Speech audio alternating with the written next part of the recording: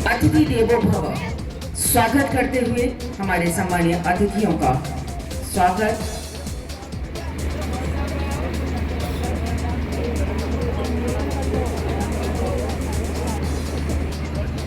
माननीय विधायक ऐश्वर्या पाठक श्रीमती चंद्रकांता मेघवाल जी द्वारा स्वागत सम्मान।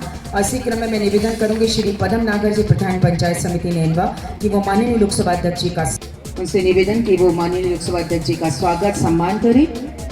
श्रीमती रेशम भाई जी और ये श्री राम प्रसाद मीना जी पूर्व एसटी मोर्चा मंडल अध्यक्ष, श्री मुकेश जिंदल जी मंडल अध्यक्ष करवर, श्री सुरेंद्र नागर मंडल अध्यक्ष नैनवा, श्री शक्ति सिंह जी आसावत जिला। तो थोड़ा ऊंचे करना, हाँ थोड़ा इधर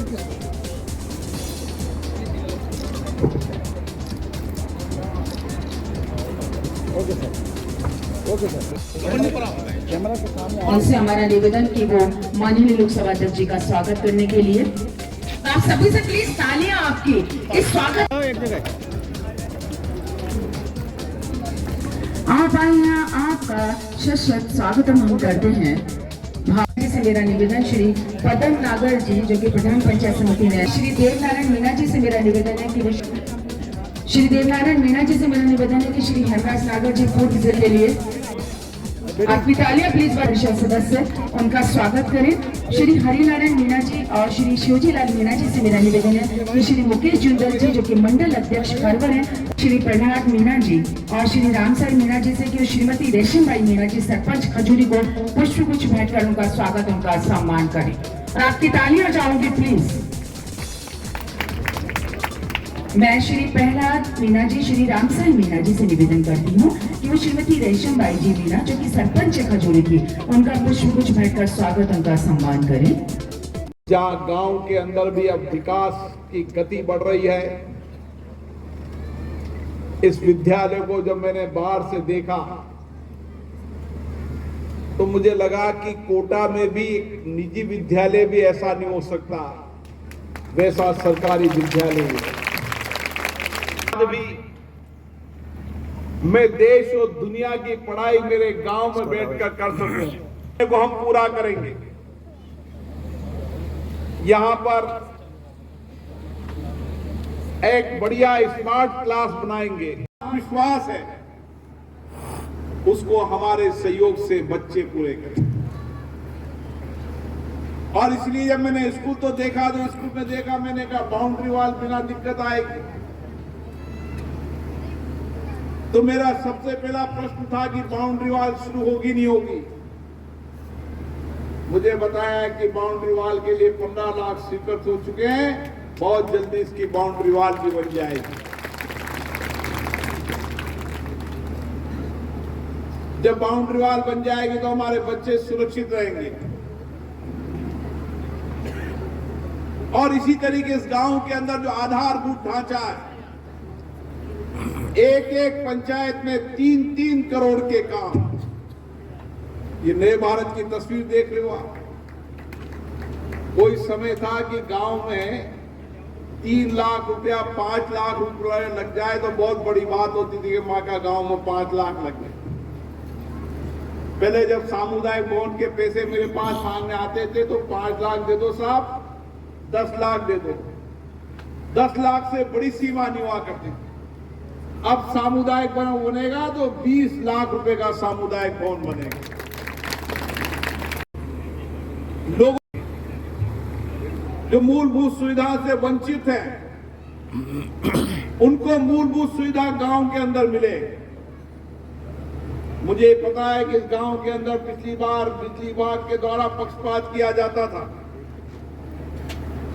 मैंने कह दिया यहां पर इस इलाके के अंदर एक नया 132 जीएसएस का सेंटर बनना चाहिए। राज्य से कहा प्रस्ताव बनाकर भेज दो, दिल्ली से स्वीकृत कराने की जिम्मेदारी मेरी है, ताकि इस इलाके के अंदर जब पानी नहीं पहुंचा तो बिना ट्रिपिंग के लोगों को बिजली मिले, तो यहां का किसान आत्मनिर्भर हो सके। पिछली बार जब हमने कोटा में किसान मेला लगाया था, लोगों से आग्रह किया था कि हमें नई तकनीकी की आधुनिक खेती का भी बदलाव करना चाहिए। अभी कुछ दिनों पहले जो लोग मेले में आए थे वह अलग अलग मेरे पास आकर मिले हैं दिल्ली में। मैंने कहा इलाके में आप जाकर देखो किस इलाके की जमीन और जमीन के साथ पानी और उसके बाद हम किस तरीके की नई खेती कर सकते हैं ताकि जो किसान सपना देख रहा है कि मेरी आमदनी दुगनी हो, उसको पूरा करने का प्रयास करो। मेरा गांव का किसान आपके साथ सहयोग करेगा।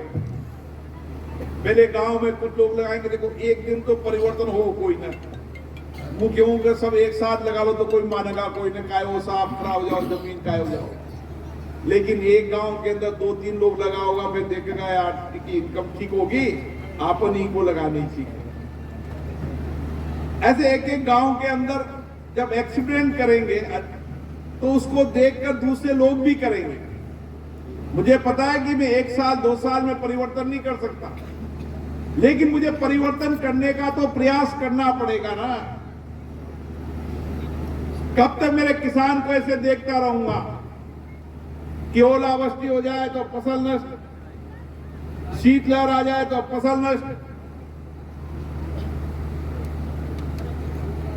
अकाल पड़ जाए तो फसल नष्ट। कम से कम किसान जब तक आत्मनिर्भर नहीं होगा, हम बदलते भारत की तस्वीर को नहीं देख सकते। गांव के अंदर कस्बे का व्यापारी भी जब पैसा कमाता है जब किसान के पास आमदनी ठीक होती है। क्यों तो सेठ जी अपनी बात फसला ठीक हो जाए तो इनकम भी ठीक होगी, और फसलें अच्छी नहीं होती तो बाजार बंद हो जाता, लोगों की खरीदने की क्षमता कम हो जाती। इसलिए मेरा जोर सबसे ज्यादा है किसान की आमदनी बढ़ाने का।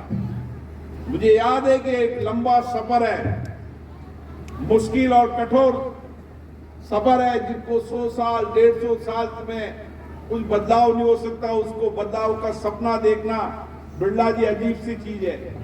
लेकिन मैंने भी फैसला किया है, बदलाव करूंगा।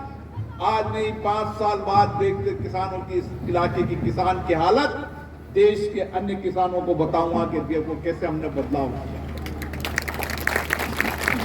मैं जब भी दिल्ली में बैठता हूं, मेरा 1 घंटे का समय केवल किसान खेती के अंदर ही जो भी विशेषज्ञ आते हैं उनसे चर्चा में बीतता है। मेरा एक मेंबर ऑफ पार्लियामेंट था, उसने कहा कि साहब ये घास उगा दो तो मेरी गारंटी है 50,000 रुपए बीघा की इनकम में दूंगा। मैंने कहा आ जाओ चेक करो, 10 खेतों के अंदर करो, मिनिमम 10,000 रुपए उसको दे दो, खराब हो जाए तो कम से कम 10,000 कमाए, इतना पैसा मिल जाए, उग जाएगा तो किसान आगे उगा लेगा। अब धीरे धीरे एग्रीकल्चर के साथ उसका वैल्यू एडिशन गांव में करना पड़ेगा। जिस मोटे अनाज की हम बात कर रहे हैं, मोटे अनाज की चीजें यहां बनना शुरू हो। ऐसे बहुत सारे बदलाव है जो बदलाव करने की आवश्यकता है। लेकिन आप निश्चित मानिए, आपने हमें बड़े विश्वास भरोसे के साथ भेजा है। मेरा आपके बीच में आना जाना कम हो, एक अलग बात है, क्योंकि और जिम्मेदारी भी आपने मुझे दी है कि देश में लोकतंत्र मजबूत हो, लोकतांत्रिक संस्थाओं के अंदर जो लोग बात कहते हैं उनकी बातों को भी पूरी हो, ये जिम्मेदारी में दी है। क्योंकि देश भर के संसद सदस्य हमारे सामने बात रखते हैं, उस बातों को पूरा करने की जिम्मेदारी हमारी है। इसलिए समय कम मिलता है, लेकिन मैं काम जितना समय मिलता है उस सारे समय में कोटा बूंदी के लोगों के लिए बिताता हूं, नई नई चीज करने की कोशिश करता हूं, आज नहीं कल परिवर्तन करने की कोशिश करता हूं। इसलिए आप निश्चित है, छोटी मोटी समस्याएं तो विधायक महोदय साहब देख लेंगी, मुझे बड़े काम करने दो। छोटे काम में उलझ जाऊंगा तो जीवन लोगों का बदल नहीं पाऊंगा। बड़ा काम करना है ताकि बड़ा बदलाव आए। इसलिए जो हो सकता है छोटे काम भी करते हैं। मैंने सरपंच साहब से पूछा कोई कमी है क्या? कोई न कमी, और कमी होगी तो अगली बार पूरा करेंगे। कमी लिया है, ये कमी लेके फिर आ गई। अब 4 दीवारी बन गई तो 4 दीवारी का सिंहद्वार बने। बाकी सब एमएलए साहब को देता हूं। ये बच्चों का शौचालय नहीं, शौचालय एमएलए साहब 3 लाख रुपए दे देंगे, शौचालय बना देंगे आप। महिलाओं के शौचालय में कोई कमी नहीं है, आपका बना दो शौचालय, बना देना शौचालय, इसमें कोई दिक्कत नहीं है, काम शुरू कर देना शौचालय। महिला शौचालय के अंदर कोई किसी पैसों की कमी नहीं आएगी।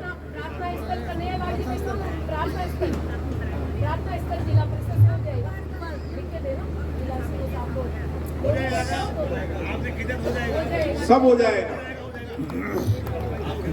विधायक महोदय, सरपंच साहब, जिला परिषद मिलकर सब कर लेंगे। दिल्ली में माडा का पैसा मैंने 80 लाख स्वीकृत करा दिया है यहाँ पे, जिसका काम जल्दी शुरू हो जाएगा। स्मार्ट क्लास और मैं मेरी तरफ से शुरू करा दूंगा कि स्मार्ट क्लास यहाँ पर लगे ताकि बच्चों को अच्छी शिक्षा हो। इसके लिए जितना भी 4-5 लाख रुपए या जितना भी खर्चा आएगा उसका खर्चा हम दे देंगे। आप स्मार्ट क्लास की तैयारी कर दो और हमें एस्टीमेट देना उतना बना देंगे। धन्यवाद, आपका आशीर्वाद है, प्यार है, स्नेह है, और सब स्वस्थ रहें। शिक्षा और स्वास्थ्य और आमदनी 3 विषय पर काम करना है। इसलिए मोबाइल वैन चलती रहती है, गांव-गांव में घूमती रहती है।